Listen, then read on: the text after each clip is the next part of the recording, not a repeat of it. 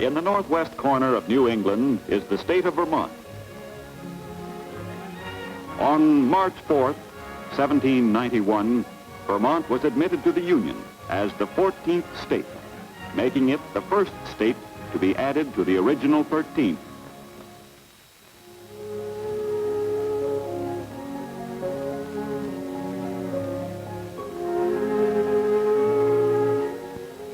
Vermont, the Green Mountain State, is rugged and beautiful. Several hundred lakes and streams, besides adding to the state's scenic beauty, are important as sources of hydroelectric power.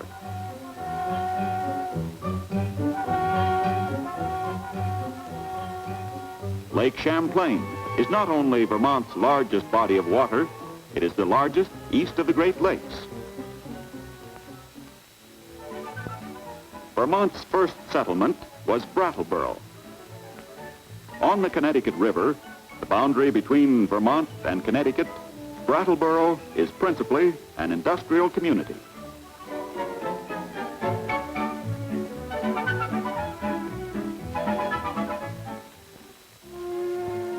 Rutland, in the south-central part of the state, is known as the Marble City. From these quarries comes more than 70% of the marble for the monuments and statuary of America. The marble is found in more than 100 varieties, ranging from jet black to Parian white, and the handling of the giant blocks is a marvel of mechanical ingenuity.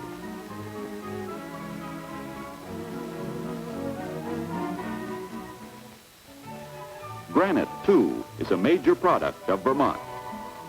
At Barre, in the central part of the state, the Rock of Ages quarries produce more granite and manufacture more memorials than any similar organization in the world.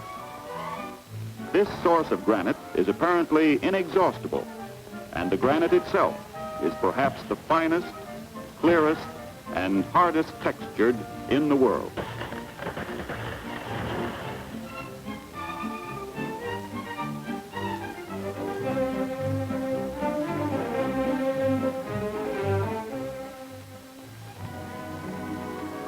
The capital of Vermont is Montpelier.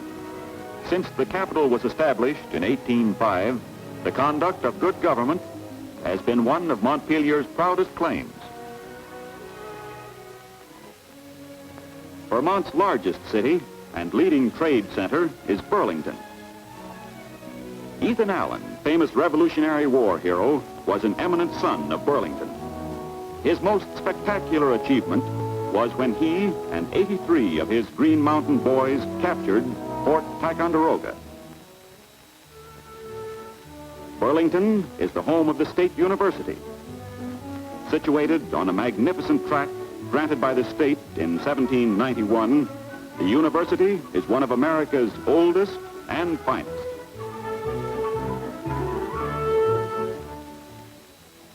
In southwestern Vermont is Bennington, the first town to be chartered west of the Connecticut River.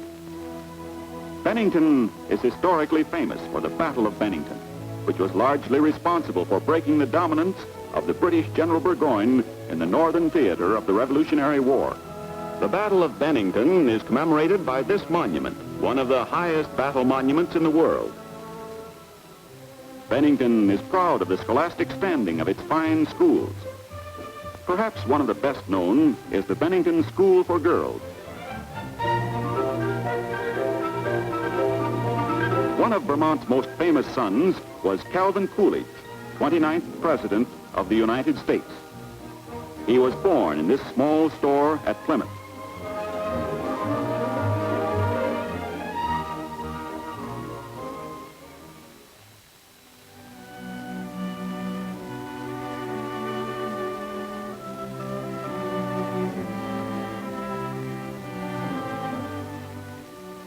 Vermont is predominantly a rural state, many fertile farms dotting the rolling countryside.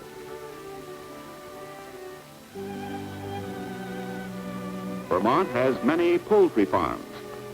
The raising of chickens is an important activity, and Vermont turkeys are known and prized throughout the country.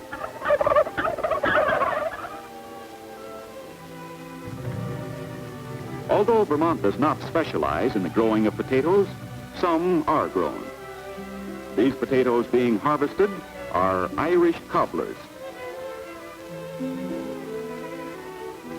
Vermont's cattle outnumber her people and constitute the state's most important agricultural activity. From her many fine dairy farms comes a large proportion of the milk, cream, butter, and cheeses supplying the tables of New York, Boston, and other sections of the country.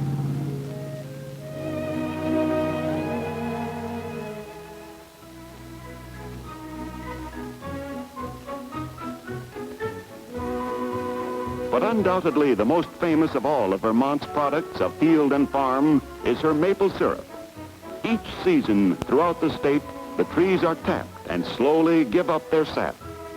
The sap is then gathered and taken in to be boiled down into delicious maple syrup, sugar, and candy, which are famous throughout the world.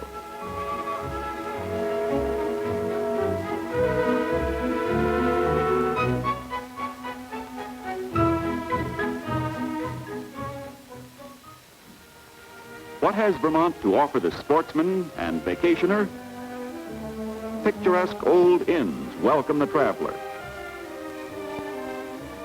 Her many lakes and streams abound in fish, and throughout the changing seasons, Vermont's scenic beauty combines with her recreational opportunities to attract the most demanding of pleasure seekers.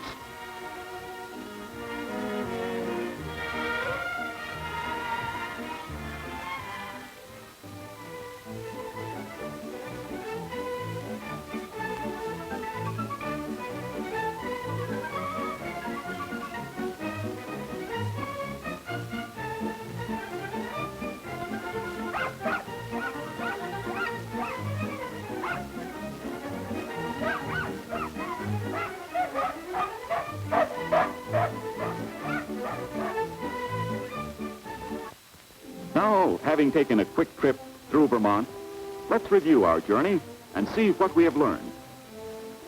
We've learned that Vermont was the first state to be added to the original 13, and that the first settlement in the state was Brattleboro. We've been reminded that Ethan Allen and the Green Mountain Boys were a strong factor in the winning of America's independence. We've seen some of Vermont's quarries, one of the world's leading sources of marble and granite. We've had a glimpse of Vermont's maple industry. We've been reminded that Vermont is one of the leading dairy states of the East. And we have seen that Vermont is indeed a sportsman's and scenic paradise. And so there you have Vermont, a fine state and a friendly state, one which has contributed greatly to the progress and greatness of America. When you come to Vermont, you will hate to leave, for its rugged beauty, its industry, and its people make it one of the foremost states in this land of ours.